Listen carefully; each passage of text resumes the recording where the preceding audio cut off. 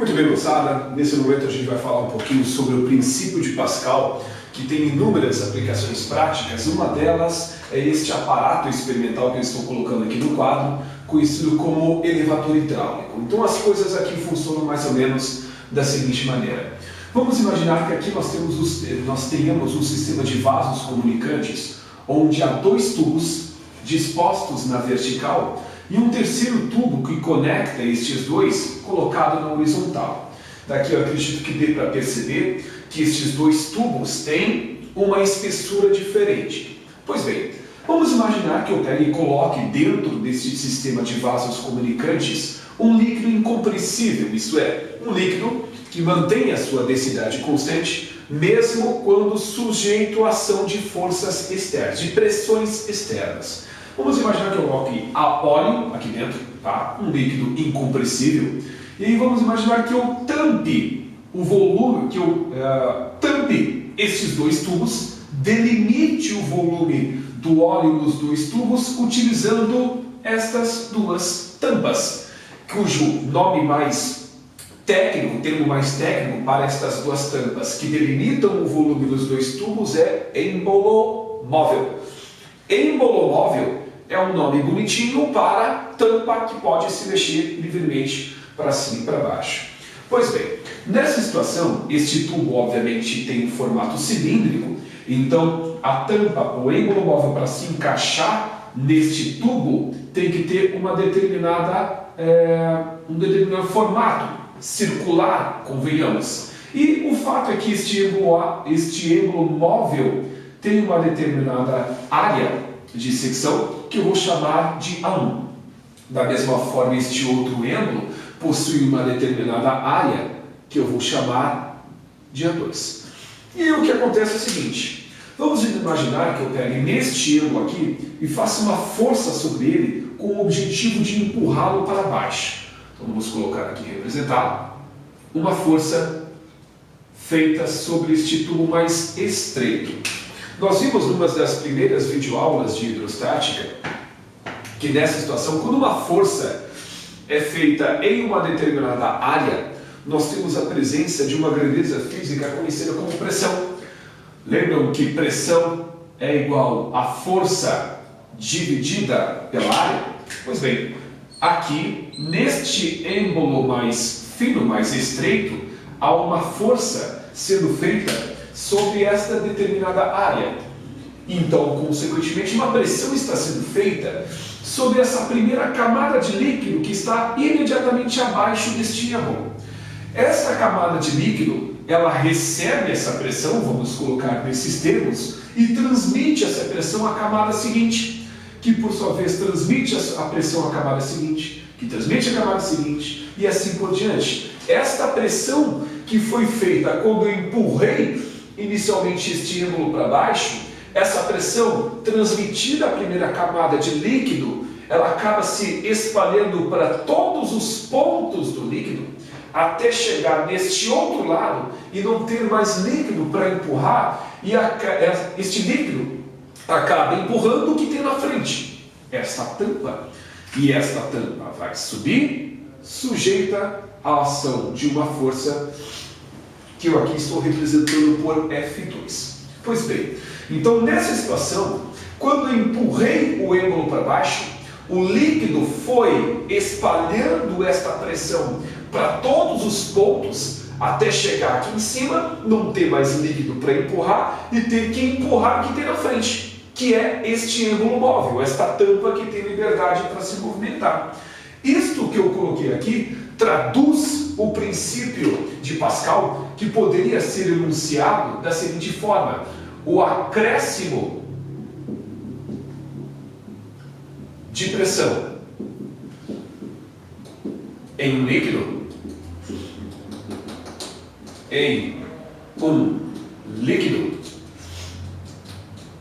se transmite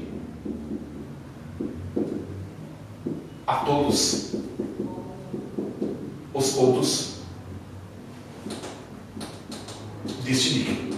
Se transmite a todos os pontos do mesmo. Isto é impossível. importantíssimo. Quando uma pressão extra é feita em um determinado líquido, esta pressão extra não fica restrita a essa primeira camada de líquido.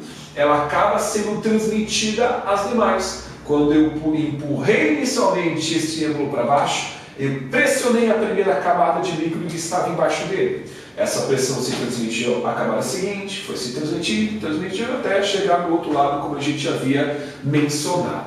Pois bem, nessa situação, este êmbolo móvel mais estreito, quando eu empurrar ele para baixo até chegar em uma determinada posição, ele vai chegar aqui embaixo e vai deslocar um certo tanto de fluido, de líquido. E este êmbolo terá percorrido uma distância que eu vou representar aqui por D1. Naturalmente, este êmbolo ele vai ter que subir um certo tanto, pois se esse desceu, do outro lado tem que subir. E aí eu quero que vocês vão pensando enquanto isso a respeito da seguinte pergunta que eu vou lhes fazer. Este êmbolo, quando subir, ele vai andar para cima o mesmo tanto que este êmbolo andou para baixo? Ok? Pense um pouco a respeito, se quiserem pausar o vídeo para saber qual vai ser a resposta, anotar para a resposta que eu vou responder a essa pergunta daqui a pouquinho, fiquem à vontade. Eu prefiro antes fazer algumas outras discussões. Primeiro, se eu disse que essa pressão que foi feita no tubo mais fino se transmitiu para o tubo mais largo, eu posso escrever o que está escrito literalmente aqui, matematicamente, da seguinte forma: a pressão que é feita no tubo mais estreito é igual à pressão que é feita no tubo mais largo. O acréscimo de pressão no tubo mais fino é igual ao acréscimo de pressão no tubo mais largo. E como a gente tinha visto antes, pressão é força dividido pela área, eu posso escrever essa relação de igualdade da seguinte forma: F1 sobre A1 é igual a F2 dividido por A2. Aqui está. Eu lembro de ter comentado com vocês no início dessa videoaula que esta tampa ela tem que ter um formato circular para poder se encaixar perfeitamente no tubo que é cilíndrico. Então, a área de uma tampa que tem um formato circular só pode ser calculado através desta expressão: π vezes r elevado ao quadrado. Onde este r, que aqui aparece, representa o raio do êmbolo móvel, desta tampa que tem esta liberdade para se movimentar. Pois bem, dentro desse contexto, nós podemos analisar uma outra situação. Pelo princípio da conservação da energia, o princípio da conservação da energia, nós podemos colocar as coisas da seguinte forma: a energia que foi empregada para se deslocar este êmbolo lá de cima até nesta posição representa a mesma energia que vai ser empregada para deslocar este êmbolo para cima. Ou seja, a energia empregada para que este êmbolo percorra essa distância é a mesma energia a ser empregada para que este êmbolo percorra uma distância para cima. E eu poderia escrever isso da seguinte forma: o trabalho empregado para deslocar o êmbolo 1 é igual ao trabalho empregado para deslocar o êmbolo 2, já que trabalho representa uma energia que foi despendida para deslocar um corpo de um local para o outro.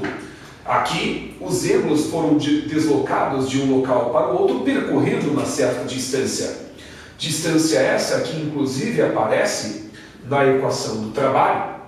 Ela é um pouco mais extensa, aparece um fator cosseno, que é essa forma mais completa, mas para o que nos interessa, o trabalho pode ser escrito nesta situação deste jeito, sim. Olha só, a força 1 vezes a distância 1 é igual a força 2 vezes a distância 2. No lugar de W1, eu coloquei F1 vezes D, 1, e no lugar de W2, eu coloquei F2 vezes D2. Ou seja, o produto da força pela distância, nesta situação, é algo constante. E isso me permite concluir o seguinte, que a força, meus caros, é proporcional ao inverso da distância.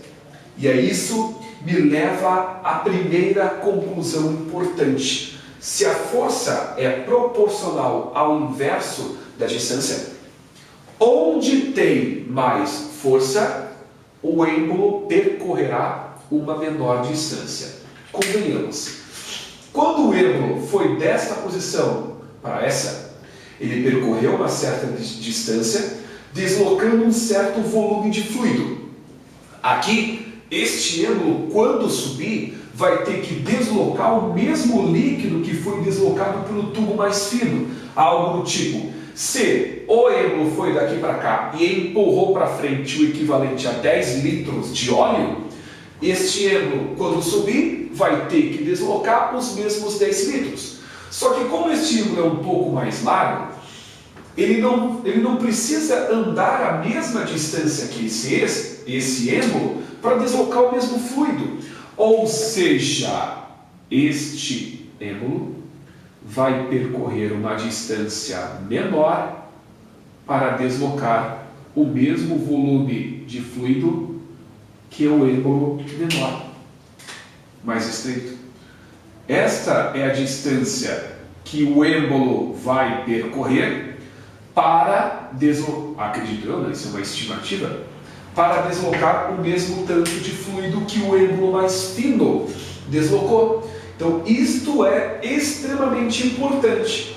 Primeiramente, a distância percorrida pelo êmbolo 2, que no meu caso é o êmbolo mais largo, é maior do que a distância percorrida pelo êmbolo 1. Isto sempre acontece, moçada. Sempre, neste caso, neste exemplo que eu estou tomando, o êmbolo mais largo, ao ser deslocado, percorrerá uma distância menor, e aqui eu preciso corrigir, né, porque escrevi maior, vai percorrer uma distância menor do que o êmbolo mais fino. Ou, como você queira, o êmbolo mais fino vai andar mais do que o êmbolo mais largo. Isso é importante. A distância percorrida pelo êmbolo mais estreito é menor do que a distância percorrida pelo êmbolo... vou voltar. A distância percorrida pelo êmbolo mais largo é menor do que a distância percorrida pelo êmbolo mais estreito. De acordo com o que eu acabo de colocar aqui, força é inversamente proporcional à distância. Logo, quem anda menos é submetido a uma força maior, por ser inversamente proporcional. Isto significa que a força que aparece no êmbolo mais largo é maior do que a força que aparece no êmbolo mais estreito. Isto é importantíssimo. Você saber em que seção deste sistema a força é maior. Pô, mas tu disse que a pressão é igual. Pressão ser igual é uma coisa. Força ser igual é outra completamente diferente. A pressão, ela não depende apenas da força. Depende também da área. Então, a pressão é igual. A força, para ser igual, precisa ter área igual. Só que as áreas são diferentes. Por isso que as forças, elas são diferentes. Outra observação importante. É por este motivo que este dispositivo, que eu aqui coloquei, dispositivo esse, conhecido como elevador hidráulico, ou simplesmente macaco hidráulico, ou simplesmente balança hidráulica, tudo isso são nomes diferentes usados para se referir ao mesmo aparato, balança hidráulica. Este sistema, isso que foi colocado aqui, também é conhecida como uma máquina multiplicadora de forças. Esta ela é chamada de máquina multiplicadora de forças simplesmente porque quando se faz uma força pequena aqui, aparece uma força muito grande do outro lado se houver uma diferença significativa entre as áreas destes dois tubos. Quanto maior for a diferença entre as áreas, mais a força que é feita sobre o tubo mais estreito vai ser multiplicada, mais a força vai aumentar quando passar para este outro tubo aqui. Por isso que ela é chamada de máquina multiplicadora de forças. Porque se houver uma diferença significativa de área entre o tubo mais estreito e o tubo mais largo, nós teremos aqui uma força sendo muito multiplicada, aparecendo uma força muito grande aqui. Outra observação importantíssima. Aqui vocês podem perceber que F1 sobre A1 igual a F2 sobre A2. E aqui eu poderia manipular estas duas áreas e escrever o seguinte, esta expressão, de tal maneira eu vou fazer isso agora. Então, F1 sobre A1 igual a F2 sobre A2. Deixa eu reproduzir esta equação aqui em cima. Eu estou com um pouco de espaço, porque aqui eu vou utilizar para escrever uma outra coisa. Então, eu vou reproduzir aqui. F1 sobre A1 é igual a F2 sobre A2. Se eu manipular essa equação aqui, eu chego aqui a F2 é igual a A2 dividido por A1 vezes F1. O que está escrito aqui em cima, moçada? O que está escrito aqui é igual ao que está escrito aqui, tá? Só que o que está escrito aqui é igual ao que está escrito aqui, só que de uma forma um pouco diferente. Por que eu coloquei isso aqui? Porque esta razão entre as duas áreas me indica quantas vezes a força 2 vai ser maior do que a força 1. Então isso significa que se este êmbolo tiver uma área 10 vezes maior do que o outro, a força aqui vai ser 10 vezes maior do que a força lá.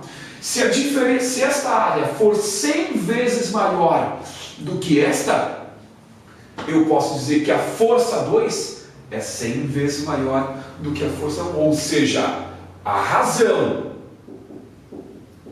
entre as áreas é o fator multiplicativo entre as forças.